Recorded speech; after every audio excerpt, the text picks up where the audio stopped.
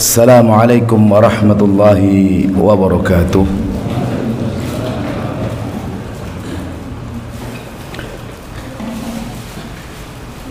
Alhamdulillah, wassalatu wassalamu ala Rasulillah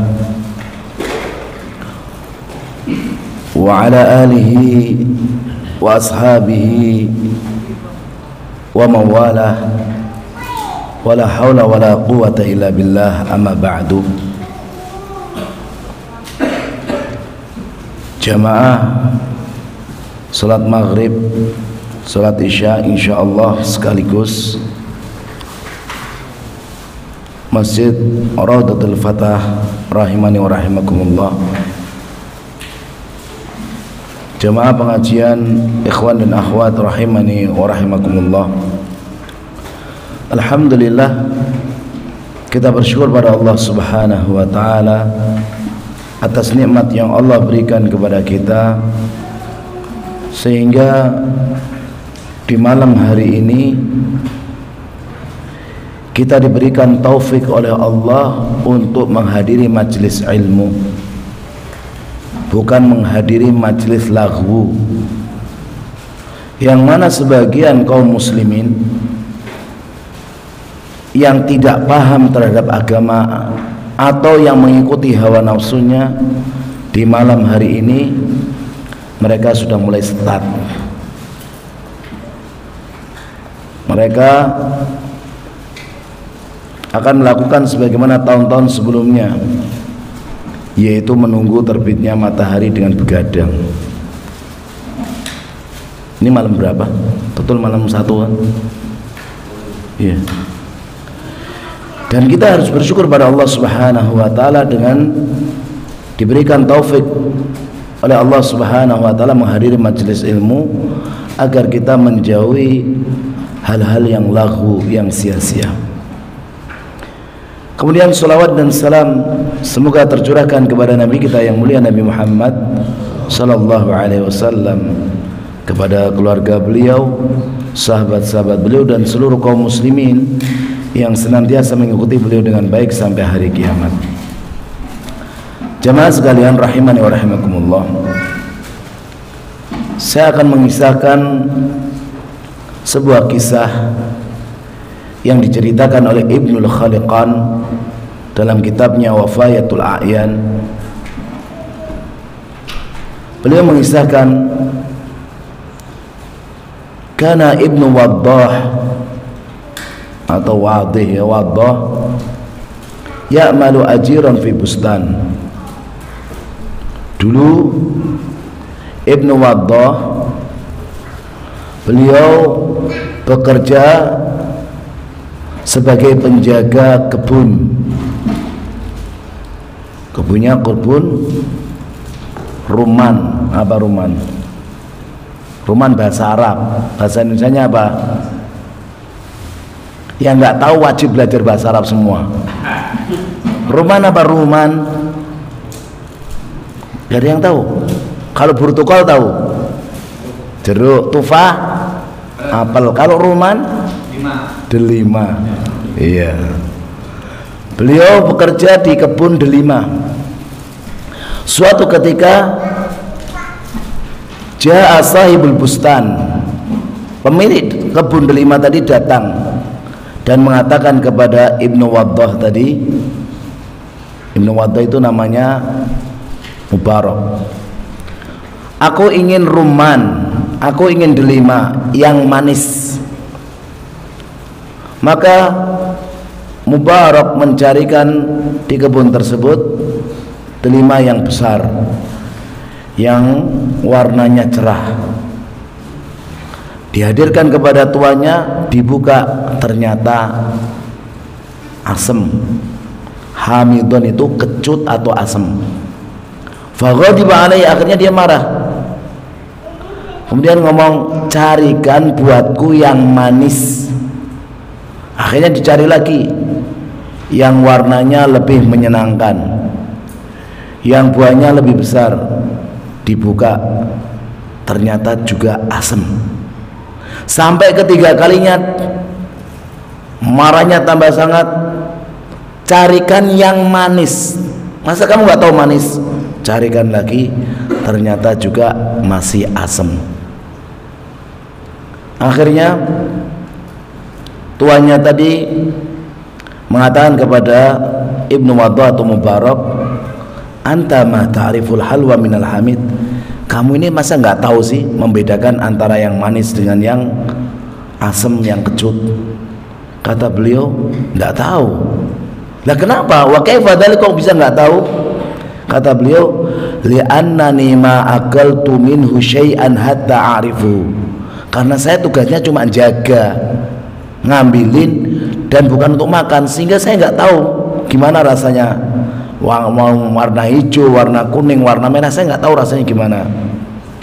Tanya, wanima dalam takula, kenapa kamu nggak mau makan?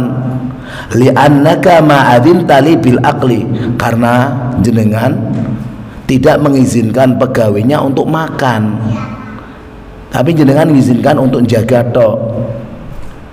Fa'ajiba min dzalika saiblusan, mulai ada keheranan, kok bisa bertahun-tahun ini jaga kok nggak makan sama sekali. Teman-temannya malah ngomong, salai sampean kon mangan ini nyicipi rak gelem, mengapa makan satu kan nggak konangan. Dia nggak mau karena memang nggak diizinkan. Kan sebagian orang kerja di pabrik gitu kan, kerja pabrik kain pulangnya bawa kain, kerja pabrik sepatu pulangnya bawa sepatu, kerja pabrik permen pulangnya bawa permen. Lu kok tahu? Saya punya tetangga tahu kayak gitu. Seperti itu. Tapi ini orang yang jujur. Akhirnya tanya kepada yang lain, gimana si fulan? Iya Tuan, gak pernah makan sama sekali. Walaupun jatuh dikasih gak mau, karena memang gak ada perjanjian boleh makan. Perjanjiannya tidak boleh makan gitu. Akhirnya Mubarak ini, Ibnu Waddah tadi, menjadi mulia di hadapan tuannya. Kemudian tuannya ngomong, Mubarak, saya ini punya putri yang cantik, yang lamar banyak sekali. Menurutmu siapa yang pantas buat putriku? Kata Mubarak, Tuan, kalau dulu orang-orang jahiliyah, orang yang nggak tahu agama, kalau nikahkan putrinya cari yang punya kedudukan tinggi, yang berpangkat, itu orang jahiliyah. Kalau orang Yahudi nyari untuk putrinya yang kaya, miliarder, yang konglomerat. Kalau orang Nasrani cari yang ganteng, yang gagah, yang suspek. Adapun umat Islam diajarkan oleh Rasulullah kalau mencari buat putrinya yang soleh, yang agamanya bagus. Jenengan kalau nyari putri yang milih gimana? Milih model Yahudi, Nasrani atau jahiliyah? Jujur. Atau model Islam? Model yang mana? Jujur. Saya mau ngomong jujur ini loh. Kalau Islam mengedepankan yang soleh, meskipun dia hitam, meskipun dia kurus, meskipun dia gemuk, nggak urusan. Yang penting cari yang soleh, cari yang agamanya bagus. Maka tuanya ini mengatakan, ma'ara lihadil bint zaujan ghairu mubarak. Ini nggak pantas putriku ini, kecuali untuk Mubarak, karena dia anak yang soleh. Maka dinikahkanlah kepada Mubarak, disebabkan karena kejujuran dia terhadap tuannya. Dan akhirnya setelah nikah lahirlah Abdullah ibnul Mubarak, seorang ulama besar di kalangan madhab, di kalangan atba'u at-tabi'in. Ini jamaah satu kisah bahwasanya kejujuran itu membuahkan hasil yang luar biasa. Jamaah sekalian rahimani wa rahimakumullah, dalam Islam kejujuran itu diperintahkan, ditekankan, bahkan diberikan contoh oleh Allah dan Rasulnya. Kejujuran dalam Islam disebut as-sidqu, wa huwa qaulul haqqi mutabiqatul kalami lil waqi. Kejujuran adalah perkataan yang jujur, yang sesuai dengan kenyataan, itu adalah jujur. Dan kejujuran ini adalah lawan kedustaan. Dan keutamaan kejujuran sangat banyak. Di antaranya yang pertama, Allah Subhanahu wa taala memerintahkan kita bersama orang-orang yang jujur. Allah Subhanahu wa taala mensifati dirinya juga dengan kejujuran. Allah mengatakan dalam surat At-Taubah ayat 119, "Ya ayyuhalladzina amanu taqullaha wa kunu ma'as shadiqin." Wahai orang-orang yang beriman, bertakwalah kalian kepada Allah dan hendaknya kalian bersama orang-orang yang jujur. Dan Allah mensifati dirinya, "Qul sadaqallah."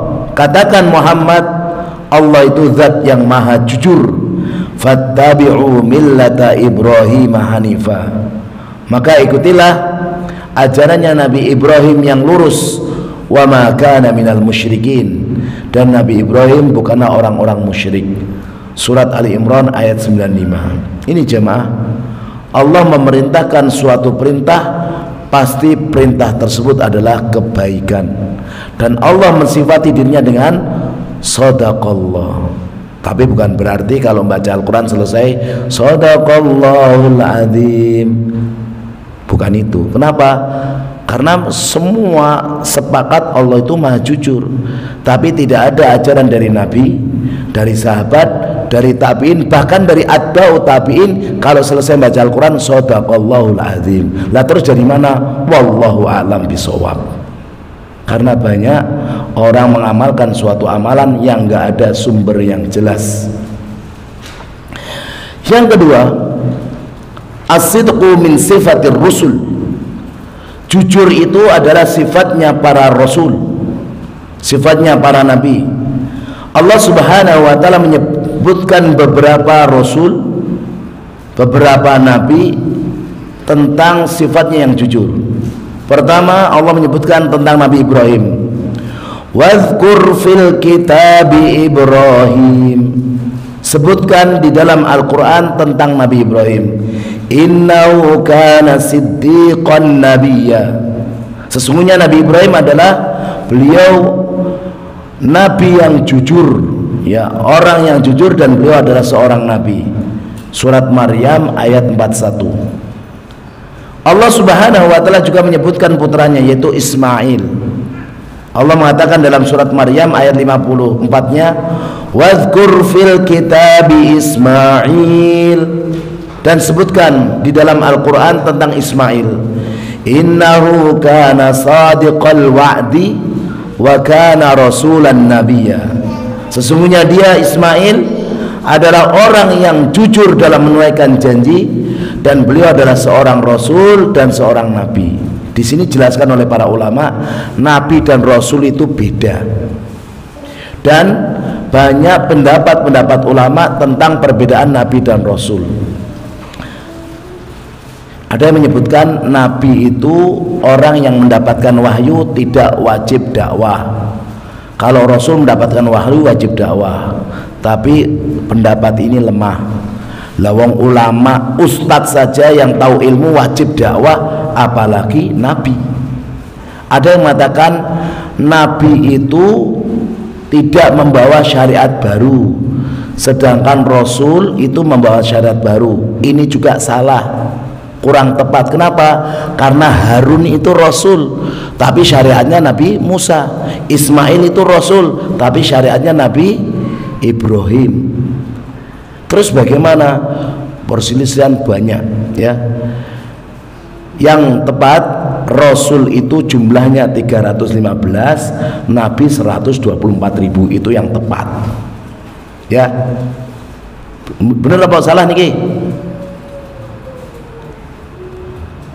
Belum ada yang tahu. Benar apa salah? Betul. Nabi itu jumlahnya berapa? 124.000 riwayatnya Imam Hakim dalam Mustadrak. Rasul berapa? 315 riwayatnya Imam Muhammad dalam Musnad. Baru tahu.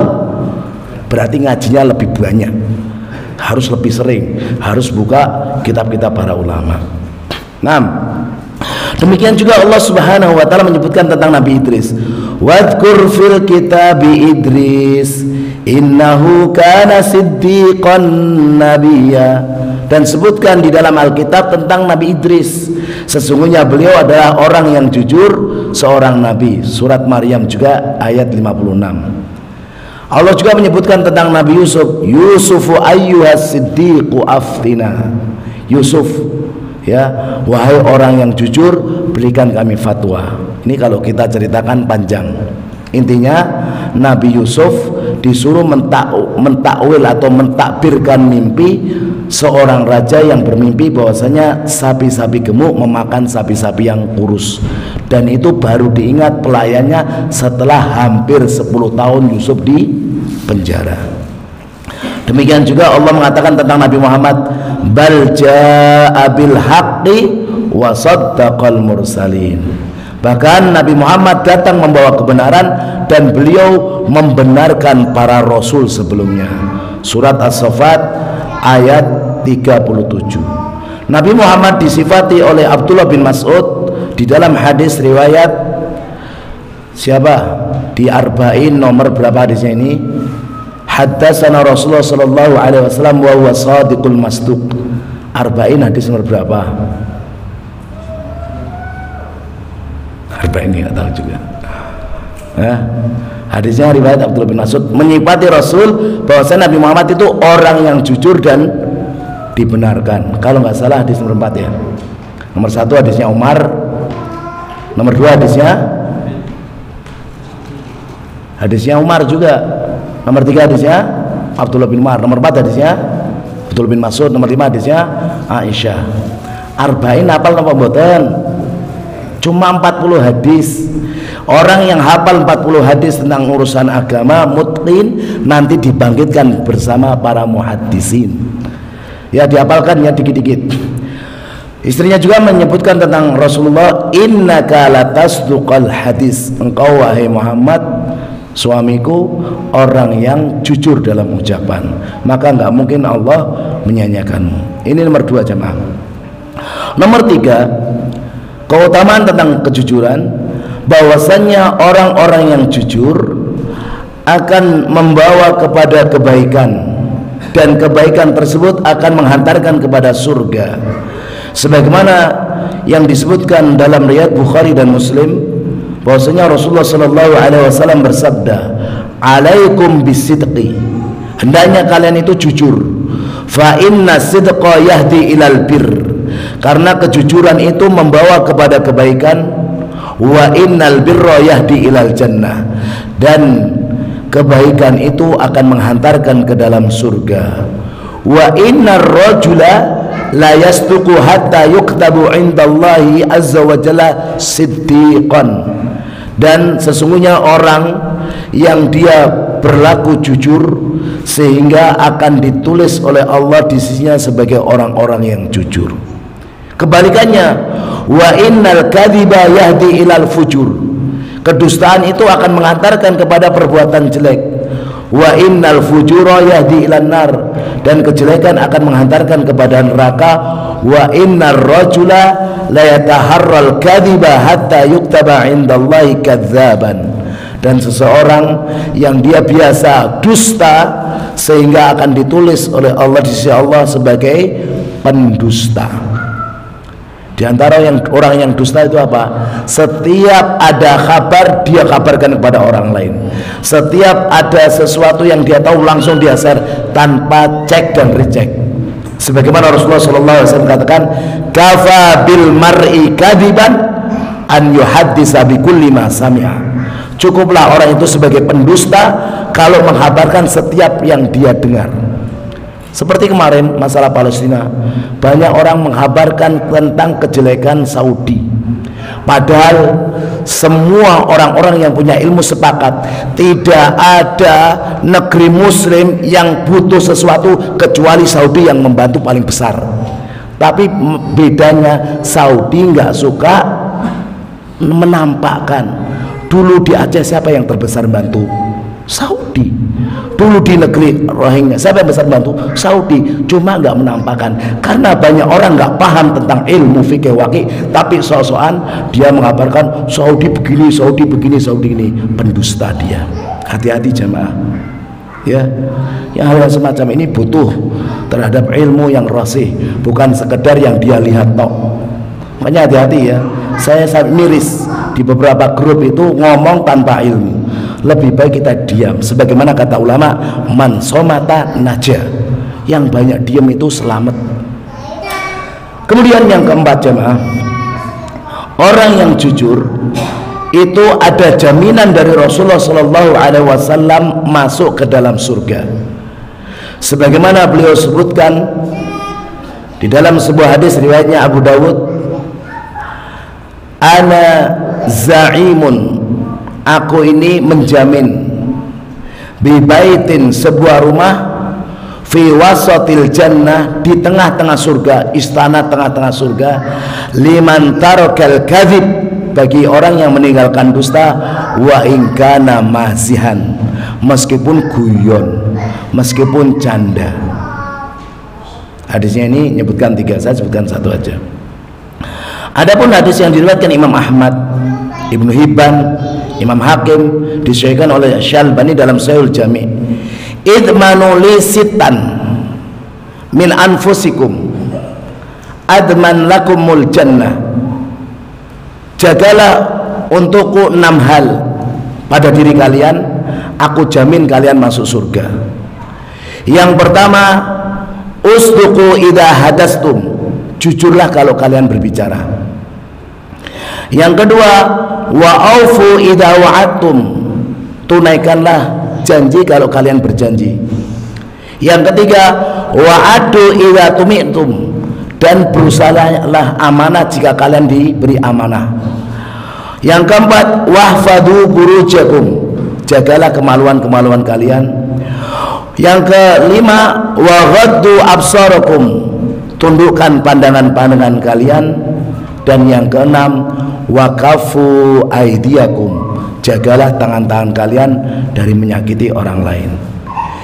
Yang ini, 6 hal ini kita jaga, maka dijamin oleh Rasulullah SAW masuk ke dalam surga. Mudah gak ini? Berat, tapi dilatih. Yang kelima jemaah, semua kejujuran maka pasti ada kebaikan. Sebagaimana Allah katakan, falau sadaqullah lakana khairal lahum, andaikan mereka jujur membenarkan Allah, maka baik buat mereka. Jadi kita berusaha untuk jujur dalam niat, ucapan dan perbuatan. Yang keenam, kejujuran itu membawa keberkahan, membawa keberuntungan. Kata Nabi SAW, kata Abdullah bin Abbas, bukan Nabi ya, yang Nabi nanti. Kata Abdullah bin Abbas, beliau mengatakan, arba'un man kunna fihi faqad rabiha, 4 hal kalau ada pada kalian itu kalian pasti akan beruntung, kalian itu akan ribah, ya pasti mendapatkan keuntungan. Yang pertama as-sidqu, jujur. Yang kedua al-haya'u, punya rasa malu. Yang ketiga husnul khuluq, akhlaknya baik. Dan yang keempat asyukru, syukur. Adapun yang disebutkan oleh Nabi SAW, arba'un idza kunna fika fala 'alaika fataka minad dunya. Ada 4 sifat ini, kalau ada pada dirimu maka kamu tidak akan khawatir tidak mendapatkan dunia, pasti bisa mendapatkan. Yang pertama sidqul hadis, jujur dalam ucapan. Yang kedua hifdzul amanah, menjaga amanah. Yang keempat husnul khuluq, akhlaknya baik. Dan yang kelima iffatu mat'am. Iffatu mat'am ini anak kurang paham, menjaga tempat makan maksudnya apa, wallahu alam. Yang ketujuh, ya, yang ketujuh, kejujuran itu sebab turunnya keberkahan. Meskipun secara kasat mata, secara nilai itu sedikit, ya, tidak banyak, tapi dengan kejujuran maka keberkahan akan turun. Dalam hadis yang sahih muttafaqun alaih, diriwayatkan Bukhari Muslim.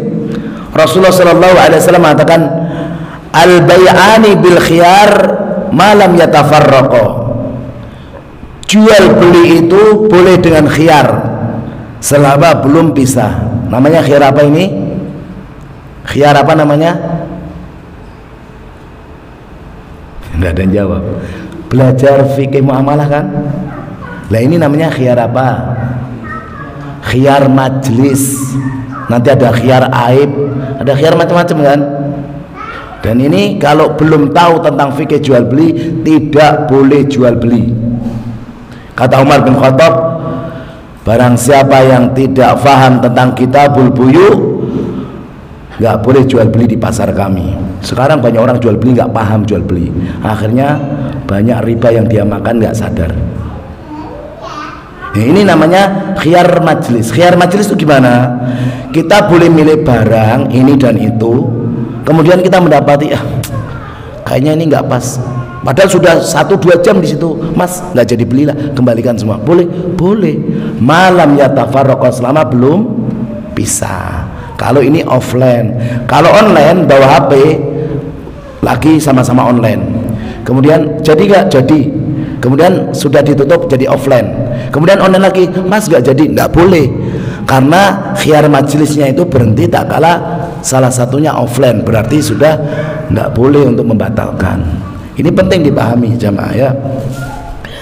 Di sini dikatakan al-bai'ani bil khiyar ma lam yatafarraqa. Jual beli itu dengan khiyar selama belum bisa. Fa in sadaqa, kalau yang jual yang beli itu jujur, wa bayyana, dan menjelaskan aibnya, menjelaskan kekurangannya, burika lahuma fi bai'ihima, maka diberkahi keduanya dalam jual belinya. Wa in katama, kalau menyembunyikan, wa kadzaba, dusta, muhiqat barakatu bai'ihima, maka akan ditutup keberkahan jual belinya. Ini jenengan semuanya ya, walaupun bukan jual beli yang berkaitan dengan muamalah, sampaikan kalau ada aib. Misalnya menyewakan rumah, ternyata mesinnya air rusak, katakan rusak, atau bocor, katakan bocor. Itu tidak boleh ada kedustaan. Dan ini pernah dipraktekkan oleh salah seorang ulama kita, Imam Malik. Beliau adalah orang yang jual kain. Beliau banyak menjual kain.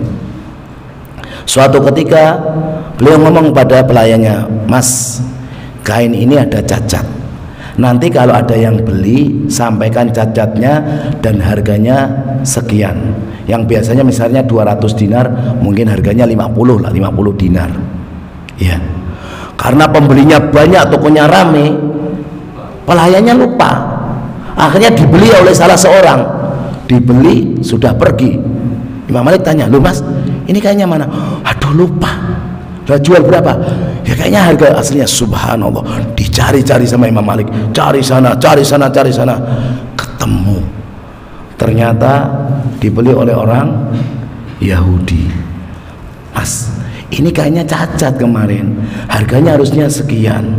"Loh, sudah apa-apa loh, cacatnya cuma dikit." "Enggak, harganya sekian gini-gini." Ya, enggak, mau rame. Akhirnya ya sudah, ya uangnya dikembalikan sama Imam Malik. Akhirnya dengan akhlaknya beliau, orang Yahudi ini terkesima. Ini kenapa seperti ini?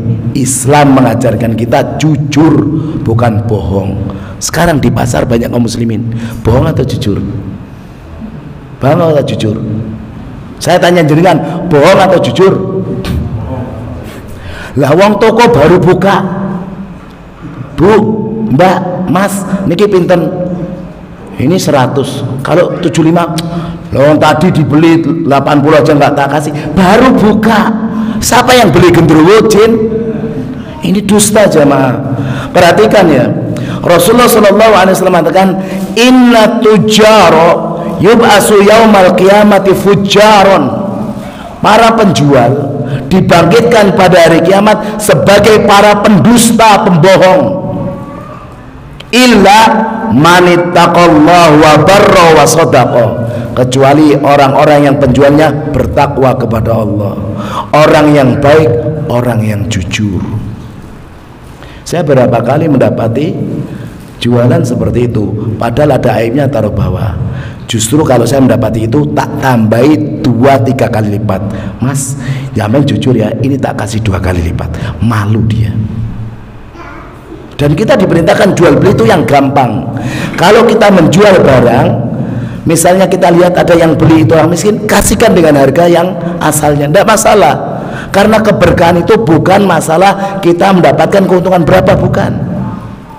Dan kita juga kalau membeli juga yang gampang. Ada orang tua, ada orang yang nggak laku, kita beli barangnya, meskipun kita nggak butuh, kita bisa kasih ke tetangga, kita bisa kasih orang lain. Ini jamaah, kalau kaum muslimin itu tidak paham tentang fikih muamalah masalah jual beli, di pasar kedustaan muncul. Maka di antara tempat yang paling jelek itu adalah asuk pasar. Dan di antara tempat yang paling cinta Allah adalah masjid. Ini jamaah ya, jangan sampai kita ini biasa jual omongan dusta. Ini kejadian di zaman Nabi. Ada salah seorang menjual kurma, di atasnya kering, ternyata di bawahnya basah kena air hujan. Maka Nabi memasukkan tangannya, loh kok ini basah? Ya Rasulullah, kena hujan semalam. Harusnya dilihatkan, man ghasyana falaysa minna. Yang bohong dalam masalah dusta bukan umat Islam. Itu siapa yang ngomong? Nabi. Apalagi kalau mau jadi orang yang atasan. Besok kalau saya jadi ini dan itu, saya akan begini dan begitu. Andaikan itu yang ngomong jiwanya, besok kalau begini begitu, ini dusta. Besok saya akan dusta lagi. Bahaya lagi jemaah. Kedustaan sekarang itu sudah sangat gamblang. Ya, karena sudah menjadi hal yang biasa dilihat. Yang ke-8 jemaah, as-sidqu tama'ninah. Kejujuran itu membawa ketenangan. Berbeda dengan kedustaan.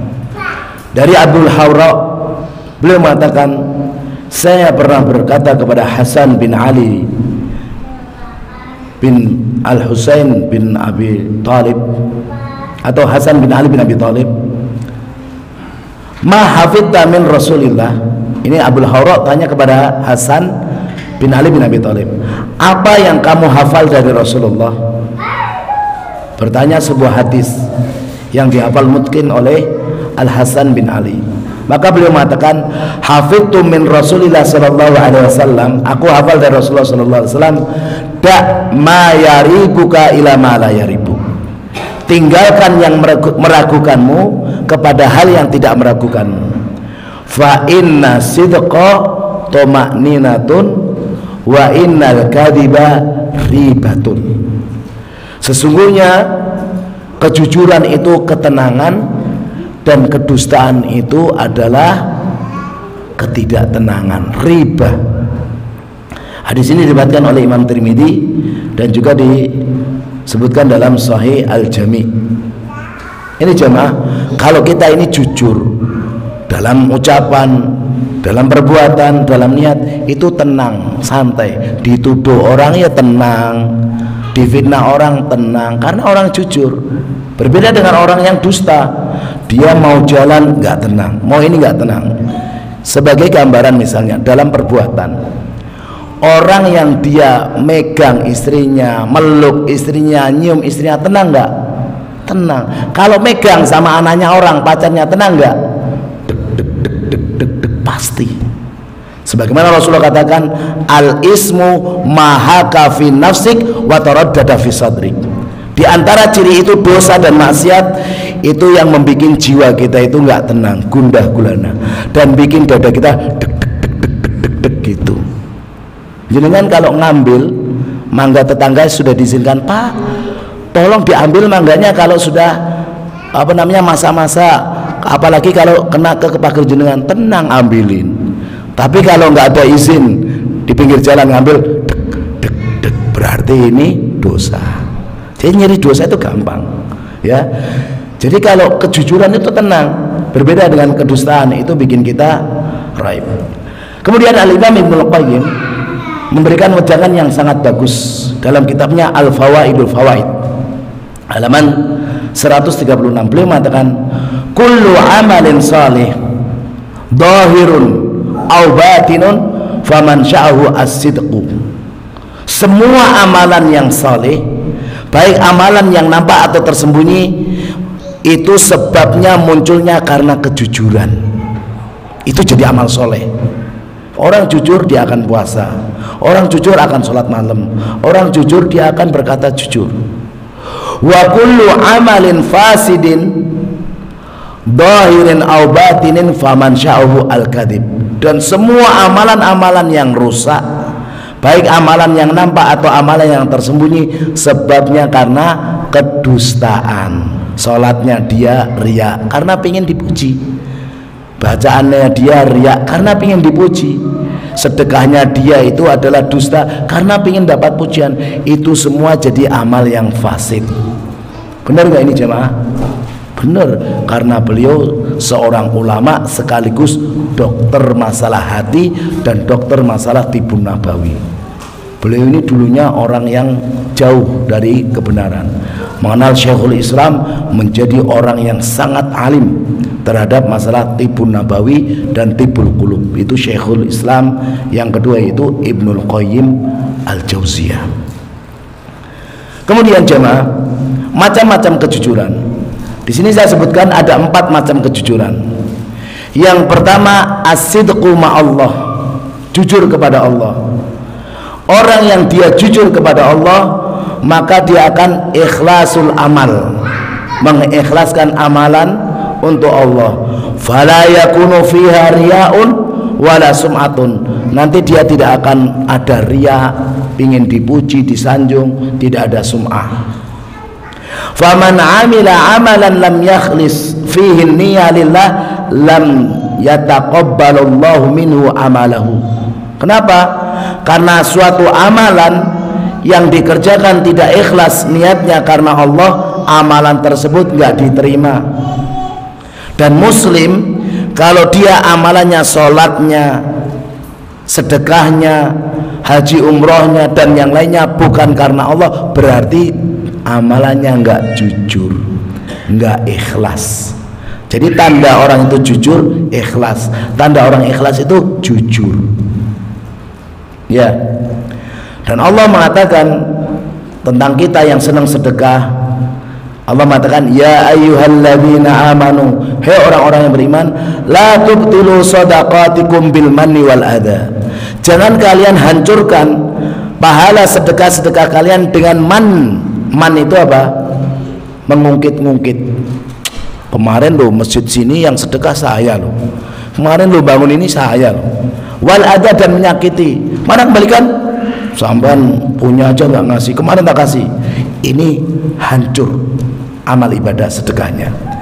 Kalladzi yunfiqu malahu ria'an nas, sebagaimana orang yang berinfak hartanya riya, ingin dipuji manusia. Wala yu'minuna billah wal yaumil akhir. Orang semacam ini sejatinya tidak beriman kepada Allah dan hari akhir. Famasaluhu kamasali sofwanin alai turab. Permisalan dia seperti sofwanin alai turab, batu yang licin, batunya lebar licin, di atasnya ada tanah. Orang menyangka tanah itu subur, orang menyangka tanah itu bagus. Jadi ada batu, kemudian di atasnya mungkin ada berapa senti itu ada tanah. Ini subur, ini bagus ditanami. Fa asabahu wabilun, kemudian kena hujan deras. Fatarakahu solda, ternyata bersih tanahnya, terlihat batu licin tok. La yaqdiruna ala syai'in mimma kasabu, akhirnya dia tidak mampu sedikit pun atas apa yang dia kerjakan. Jadi gini jemaah, Allah memberikan contoh orang yang beramal-amal riya seakan-akan dia memiliki ganjaran yang banyak. Allah berikan contoh batu lempengan yang besar, yang licin, kemudian ada tanah berapa senti itu, orang lihat dari jauh-jauh, tanahnya subur, ini kalau tanamnya pasti begini begitu. Ternyata terkena dengan air hujan, hilang. Ternyata terkena amalan tadi dengan riya sum'ah, hilang bersih. Mungkinkah batu ditanami? Gak mungkin. Dan itu pahalanya bersih tanpa tersisa sama sekali. Ja'alahullahu haba'an mansura. Eman-eman ya. Ya jemaah ya, paham ini? Yang kedua, as-sidqu ma'an nabi, jujur bersama Rasulullah sallallahu alaihi wasallam. Orang yang dia jujur kepada Nabi, maka dia akan menjadikan Nabi sebagai qudwah, sebagai uswah, sebagai suri teladan dalam akidah, muamalah, ibadah, suluk dan yang lainnya. Jangan menjadikan Nabi dalam satu hal yang lain jadikan yang lain. Dan ini sebagian kelompok kaum muslimin gitu, menjadikan Imam Syafi'i imam dalam fikih, tapi tidak jadikan imam dalam akidah. Imam dalam akidah cari imam yang lain, dalam masalah suluk imam yang lain. Ini tidak begitu Islam mengajarkan. Kalau memang Rasul diutus oleh Allah dijadikan sebagai qudwah, maka jadikanlah Rasul timbangan dalam segala aktivitas kita, dalam akidah, dalam muamalah, dalam ibadah, dalam suluk dan dalam yang lainnya. Ada orang mengikuti Nabi dalam akhlaknya, tapi ibadahnya nggak diikuti. Dia bikin ibadah-ibadah baru. Ini berarti dia bukan orang yang jujur. Yang ketiga jamaah, as-sidqu ma'an nas. Ini yang sering dibahas oleh para ulama. Kalau ngomong kejujuran itu adalah jujur dengan orang lain, yaitu berusaha untuk berbicara sebagaimana wakilnya, kenyataannya, tidak berbohong, tidak berdusta. Karena memang disebutkan oleh Rasulullah SAW, tanda atau ciri munafik adalah idza hadasa kadzaba. Kata Nabi SAW, ayatul munafik salasun, idza hadasa kadzaba, wa idza wa'ada akhlafa, wa idza atumina khana. Tanda munafik ada 3. Kalau ngomong dusta, kalau janji ingkar, kalau diberi amanah khianat. Ini namanya munafik perbuatan. Ditambah lagi wa idza khasama zajara, kalau tengkar berlebihan, dipukul sekali ngeplaknya berpuluh kali. Tanda munafik tapi perbuatan. Kalau munafik i'tiqad, dia membenci Islam, dia nggak senang kemajuan Islam, dan dia senang kalau Islam atau kaum muslimin itu tertindas. Ini munafik i'tiqad yang menyebabkan dia keluar dari Islam. Kalau yang tadi disebutkan di hadis ini riwayat Imam Bukhari, nifak secara apa? Secara perbuatan. Dan Rasul pernah ditanya oleh seorang sahabatnya, ya Nabi, ayyun nasi afdal, manusia yang afdal yang bagaimana? Kata Nabi, kullu mahmumil qalb saduqul lisan, setiap orang yang mahmumul qalb dan lisannya jujur. Maka para sahabat yang dengan itu langsung bareng-bareng ngomong, saduqul lisan, orang jujur ucapannya kita tahu Nabi.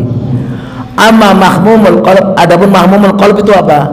Seorang muslim kayak gitu. Kata beliau, huwa taqiyun naqi alladzi la isma fihi wala baghiyya wala ghilla wala hasada.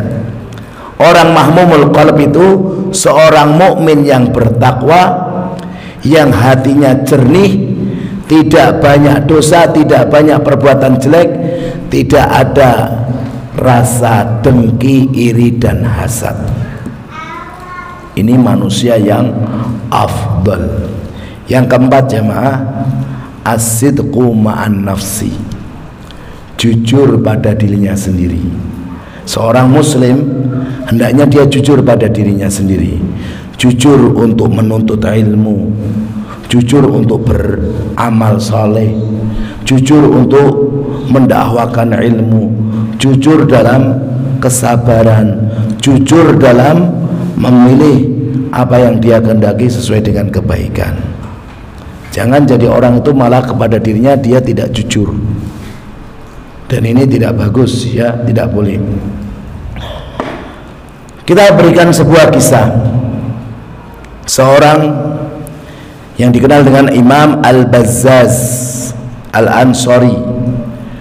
Beliau dikenal namanya Al-Qadi Abu Bakar Al-Ansari Al-Bazzaz.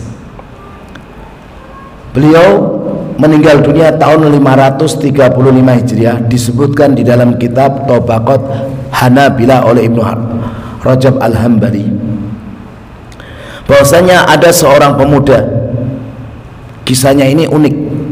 Seorang pemuda yang dia datang ke kota Mekah. Di situ beliau tidak memiliki sanak keluarga dan habis perbekalannya. Beberapa hari tidak makan, merasa kelaparan. Akhirnya keluar ingin nyari makanan. Mungkin ada yang membuang atau ada sisa-sisa.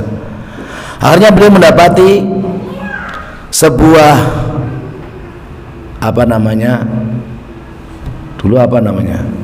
kain yang terbuat dari sutra, terikat dengan ikatan yang bagus. Dikira dalamnya ada roti, bungkusan ya, bahasa Indonesia apa ya, bundelan. Akhirnya beliau buka, ternyata isinya di dalamnya adalah sebuah permata yang sangat mahal.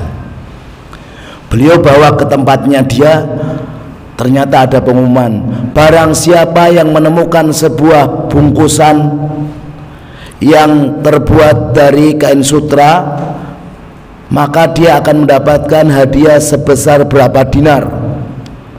Dia awalnya ingin memiliki, akhirnya beliau berusaha untuk jujur, ini bukan milikku, ini ada yang membutuhkan. Akhirnya dia datangi, ternyata yang punya mbah-mbah yang sudah sepuh.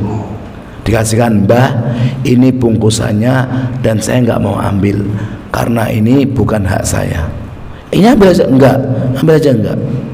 Akhirnya dia pergi dalam kondisi tetap kelaparan.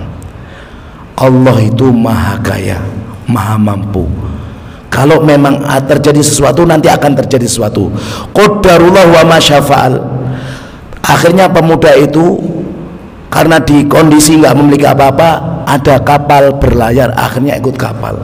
Nggak tahu mau kemana. Qadarullah wa ma syafa'al. Kapal itu setelah berlayar tertabrak oleh badai ombak yang besar. Seluruh penumpangnya tidak diketahui entah kemana. Tinggal pemuda tersebut bergelantungan di kayu. Beberapa saat, beberapa hari, akhirnya mendarat di pinggir pantai. Ketemulah orang-orang di sebuah tempat yang dia tidak kenal. Akhirnya pemuda itu membaca Al-Quran. Orang-orang tanya, loh, sampean bisa ngaji? Bisa, ajari kita ngaji. Akhirnya ngajari orang-orang, dapat makanan, dapat rumah, dapat uang. Kemudian mendapatkan kertas, diambil, dibaca. Loh, sampean juga bisa baca? Oh bisa, minta diajari. Akhirnya tambahi, dapat lagi uang, dapat makanan. Kemudian orang kampung bilang, mas, sampean itu kayaknya sudah pantas nikah. Dan yang pantas sama sampean itu seorang wanita yatimah. Bapaknya yang tua itu sudah meninggal barusan. Coba mas, gimana? Ya coba, nggak apa-apa. Datangkan wanita yang cantik, yang bagus. Ternyata di lehernya membawa kalung yang ada permatanya yang tadi. Dia melongo, loh, ini kan yang dulu. Mas, mau nggak sama ini? Mau. Wanita cantik. Setelah nikah dapat dikaruniai 2 putra. Tidak berapa lama wanita itu meninggal dunia. Baru dia mikir, subhanallah, saya nggak menerima uang dan saya tidak mengambil itu. Ternyata Allah berikan yang punya permata sekaligus orangnya, dan saya dikaruniai 2 anak. Kisah ini sahih jamaah. Semua yang dilakukan karena kejujuran, Allah tidak akan pernah menyia-nyiakan. Dan ini diantara kisahnya, dan kisah semacam itu masih banyak, seperti kisahnya Ka'ab bin Malik, Hilal bin Umayyah, Mararah bin Ar-Rabi dalam kisah perang Tabuk dan yang lainnya. Karena waktu sudah Isya, maka kita cukupkan di sini. Mudah-mudahan apa yang kita sampaikan bermanfaat bagi saya pribadi dan antum sekalian. Kita tutup dengan doa kafatul majlis. Subhanakallahumma wa bihamdika asyhadu an la ilaha illa anta astaghfiruka wa atubu ilaik. Assalamualaikum warahmatullahi wabarakatuh.